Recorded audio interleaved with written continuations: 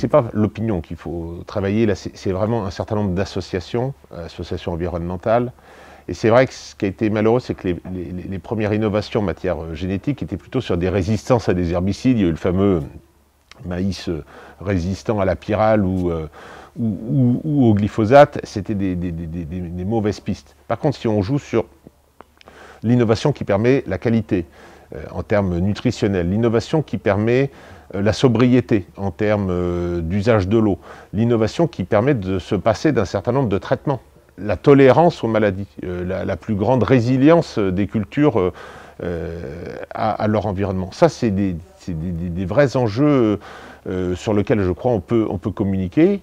Je crois que quand on vient de passer une année comme cette année, avec des épisodes de très fortes pluies, après des épisodes de très forte sécheresse, je crois que les gens intègrent que le changement climatique, il est plus rapide que nos capacités d'adaptation, nos exploitations par la voie classique. Et l'innovation en matière de sélection, en matière d'identification de variétés plus adaptées, est la seule, à mon sens, et je crois qu'on peut communiquer là-dessus, à permettre de trouver des solutions pour faire face à la rapidité d'évolution de l'écosystème dans lequel on vit. L'essentiel, c'est quand même le dialogue. Il y a eu des positions un petit peu de posture entre les bio et les conventionnels.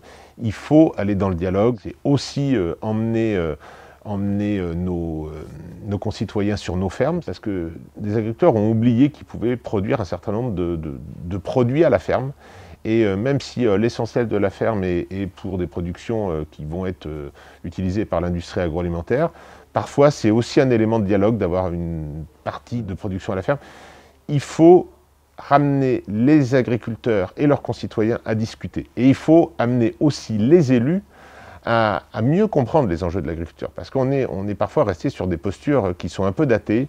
Et donc, il y a ce travail, alors peut-être de la profession, à travailler auprès des élus, qui sont un petit peu, parfois, très loin des préoccupations des agriculteurs qui sont présents en France en 2020.